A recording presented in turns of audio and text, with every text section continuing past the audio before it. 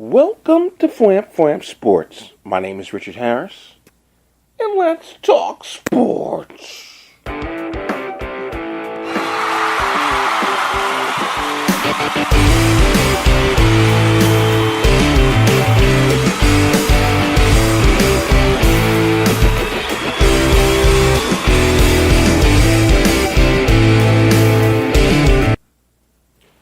Welcome to Flamp Flamp Sports. My name is Richard Harris.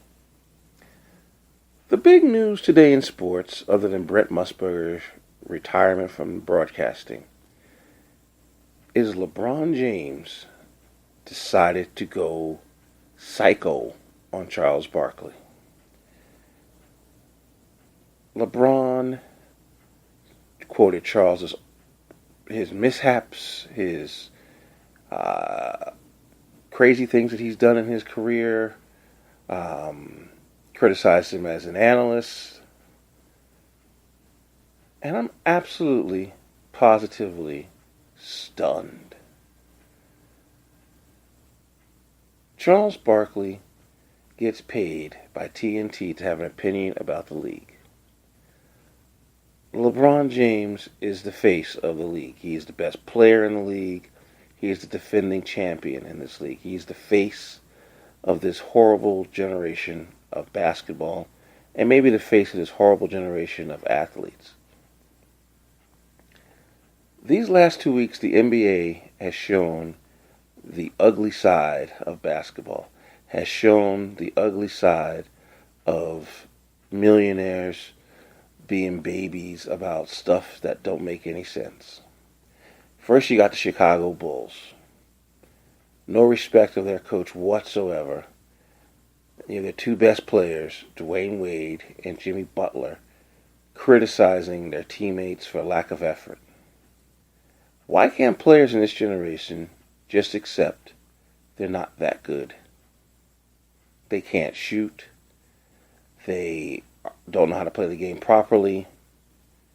And essentially, why can't they accept the fact that sometimes they have shortcomings that prevent themselves from winning titles?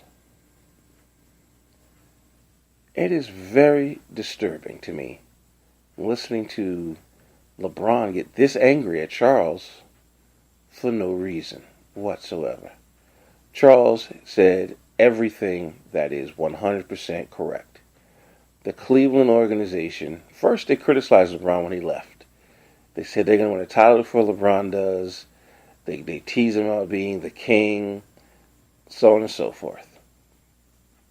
He comes back, he gets him the title, and basically everything is fine. LeBron's team currently has injuries to key players that he wouldn't be feeling this way if they were healthy. They don't have a healthy Kevin Love.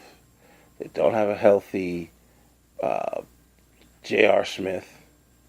Shumpert's not playing as well as he did in the past. And Kyle Korver has come over and can't figure out his role.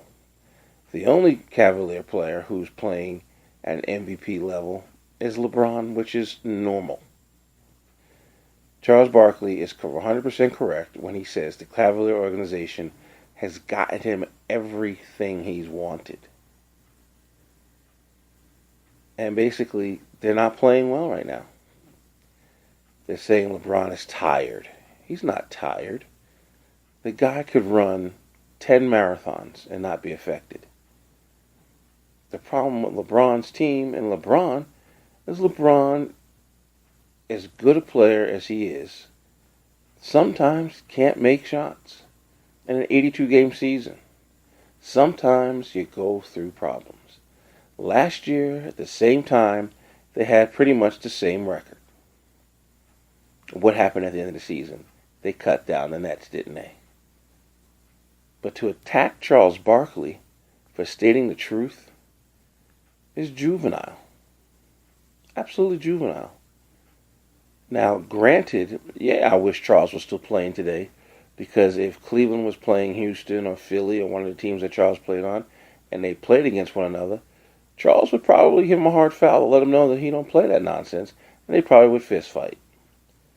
But it's not the case. the fact that this generation of athlete is just so, I keep saying that paper mache is sad. It is sad that these basketball players in particular continue to get hurt, continue to underperform, and people keep saying this is good basketball. It's not good basketball. But lately, the NBA has acted like it's on crack.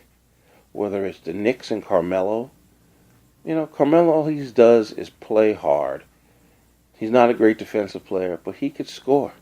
And he's been scoring like crazy over the last 6 weeks. And the Knicks still are trying to get rid of him, like he's the problem. He's not the problem. His team stinks. He has no players on his team. Porzingis is not as good as people say he is. The Knicks bring in guys to their team that are always damaged. They don't bring in fresh players. Think about it. They brought in McDyess. He had bad knees. I mean, I could go through a litany of players the Knicks have brought in who are supposed to help this team resurrect its career or its season or its status in the league, and they've done nothing. And then the Knicks have the nerve to want to get rid of Carmelo, who all he does on a nightly basis is to give his heart, soul, and do whatever he needs to do to try to win games. I don't understand what is going on with this league right now. At all. Teams just don't seem to get it. The Milwaukee Bucks benching Parker because he made a statement about a team meeting. The situation with the Lakers last year with the rookie and Swaggy P. It's sad. You put millions of dollars in front of these people and they don't know how to act. And that's why I've always said that if I ever became famous, I'd teach a class on how to spend and save money and how to act. They don't know how to act. And that is why these teams and these people continue to be criticized repeatedly. LeBron James, earlier this year had to deal with an issue about his friends being called a posse, and that offended him. Who cares what people think? Who cares? You never heard Michael Jordan, you never heard Larry Bird or Magic Johnson ever complain about what people said about them. In fact, Larry Bird, if you complain about Larry Bird during the season, or he was just another guy, as Isaiah said one time, he'd light you up in the game and show you he's not just another guy. This generation is so sensitive because it's trying so hard to live up to an expectation that it can't meet. And to me, it's hilarious because in football, we praise Tom Brady for being in 7 Super Bowls and not realize that the talent in the AFC is not good. When you only have 3 teams a year who have a chance to win a conference, that doesn't make you the greatest player of all time. It doesn't make you the greatest team of all time. It just means that your team has the best coach at the right time.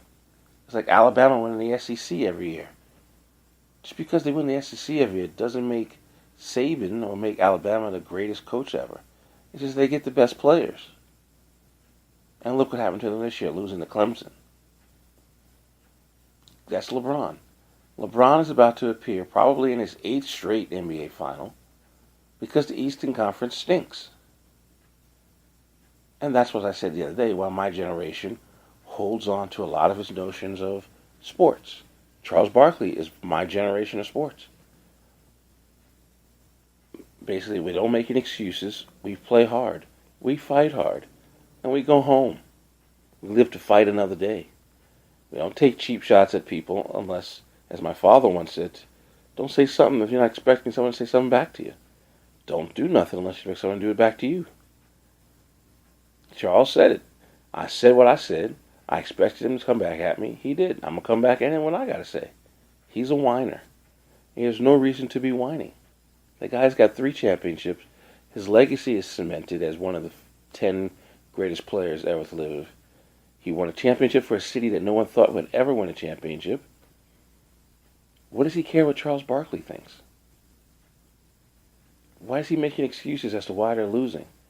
You just fight harder. If you're the best player in the game, you don't make excuses. You just fight harder. And you give credit to the other teams that are raising their games a little higher to play against you. And take it as a compliment that teams around the league are raising their levels to beat you. Not sit around and blame a 55-year-old man, or whoever old Charles Barkley is, for his opinion. And it's sad because it has wasted so much time today in the world of sports. The athletes today have issues. Serena the other day got mad because someone said her win against one of the players, I think Lucy Safarova, was scrappy. Who cares if it was scrappy? You won. And she got so mad and demanded an apology. For what? For saying that she played not a dominant match, but she had to work to win? Damn. If that's an insult, I don't know what the hell to say.